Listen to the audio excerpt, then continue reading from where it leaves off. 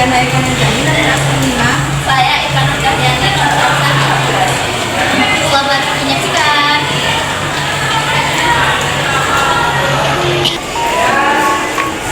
Tahukah kamu bahwa Islam masuk ke Indonesia pada abad ke-674 Masehi? Menurut dinasti Tang, saudagar dari Arab datang ke Nusantara dan mereka menggunakan semangat dari Rasulullah SAW. Islam mulai menyebar ke abad-abad selanjutnya dan para ulama mulai menyebarkan agama Islam tersebut.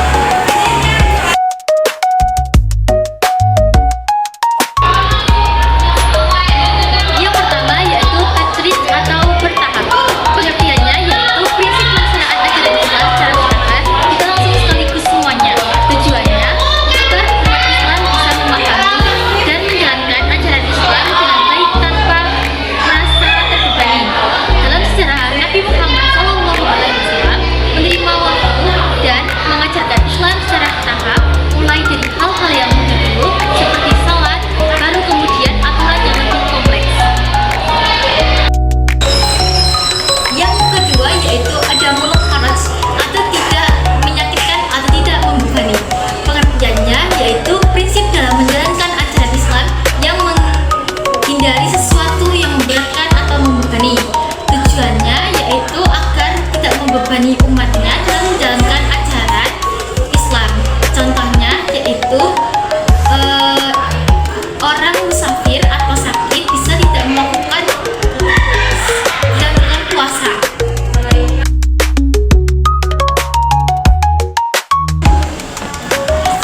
Nah, sekarang sejarah dakwah Islam di negara Wali Songo.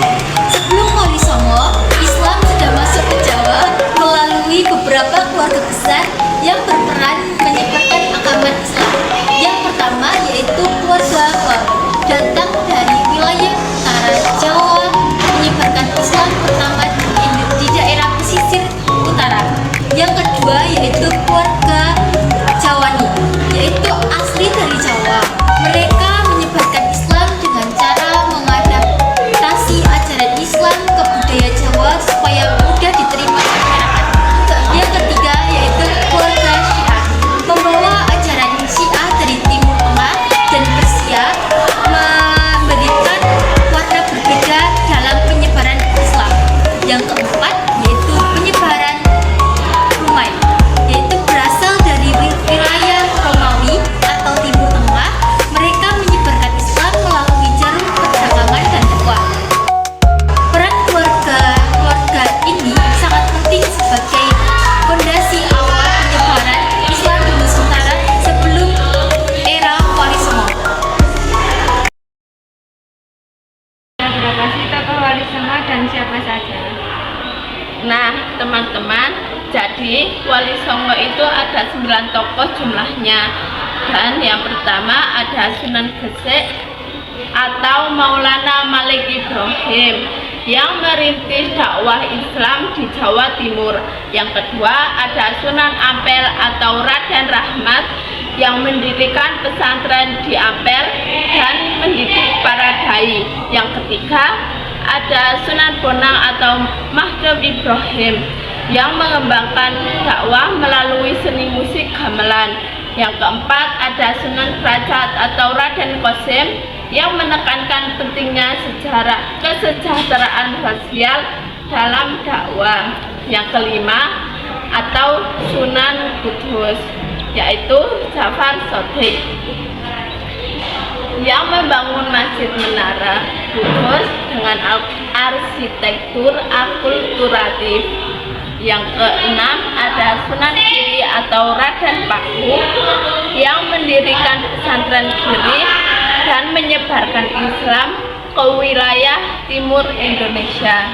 Yang ketujuh ada Sunan Kalijogo atau Raden Said menggunakan wayang kulit sebagai media dakwahnya. Yang kedelapan ada Sunan Muria atau Raden Umar Said yang fokus pada dakwah di daerah perdesaan.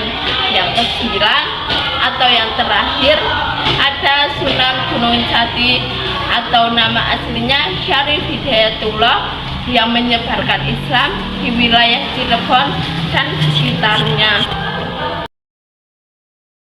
Boleh tanya nggak? Boleh. Apa sih hikmah dari Wali Songo itu? Nah, jadi teman-teman, dakwah dan pesan damai dari dakwah Wali Songo yaitu yang pertama ada mengajarkan bahwa dakwah lebih efektif dilakukan dengan pendekatan budaya, toleransi, dan kasih sayang. Yang kedua ada kepribadian yang baik lebih berpengaruh daripada sekedar ucapan. Yang ketiga ada pendidikan adalah kunci dari perubahan masyarakat. Membangun generasi yang cerdas, beretika adalah jalan menuju kemajuan. Yang keempat ada agama bukan hanya soal hubungan dengan Tuhan, tetapi soal hubungan dengan sesama dan lingkungannya. Yang kelima ada keteguhan dan kesederhanaan hati adalah kekuatan besar dalam menghadapi ujian dan kehidupan. Sejarah dakwah Islam masa Wali Songo. Wali Songo berasal dari kata wali dan songo. Kata wali berasal dari bahasa Arab, yaitu waliullah, yang artinya adalah orang yang mencintai dan dicintai Allah Subhanahu wa Ta'ala. Sedangkan kata songo yang merupakan bahasa Jawa yang berarti 9. Kesimpulannya, Wali Songo berarti wali 9, yaitu 9 orang terpuji yang mencintai dan dicintai Allah Subhanahu wa Ta'ala. Adapun gelar Sunan berasal dari kata suhun kasuhun sinuhun, yang dalam bahasa Jawa kuno berarti menghormati, menjunjung tinggi, lazimnya digunakan untuk menyebut guru suci. Wali Songo menjadi tokoh yang sangat penting di kalangan masyarakat Muslim Jawa, karena ajaran yang mereka bawa merupakan ajaran yang unik. Sosoknya yang menjadi teladan dan ramah kepada siapapun, sehingga mereka mempermudah menyebarkan ajaran Islam di wilayah Nusantara.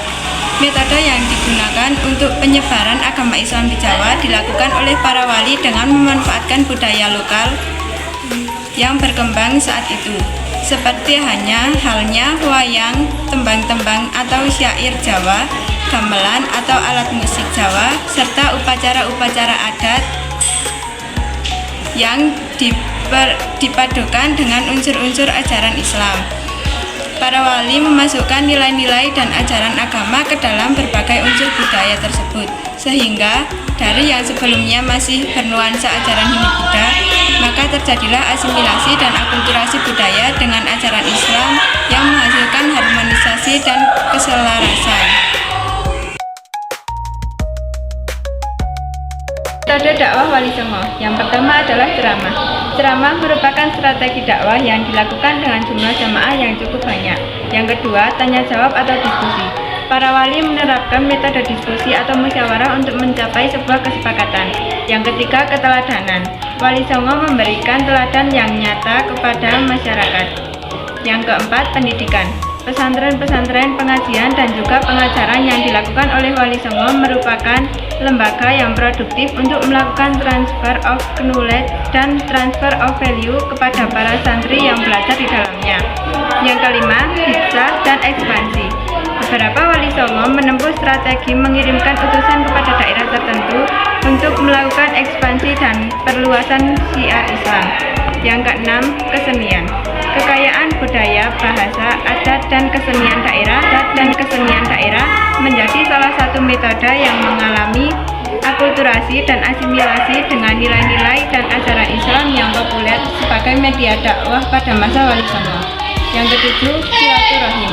Para Wali Songo tidak jarang melakukan kunjungan dan silaturahim kepada masyarakat, menyisipkan pesan damai ajaran Islam dan penuh dengan kelembutan dan kasih sayang, disampaikan dengan akhlak yang baik dan penuh dengan adab dan sopan santun.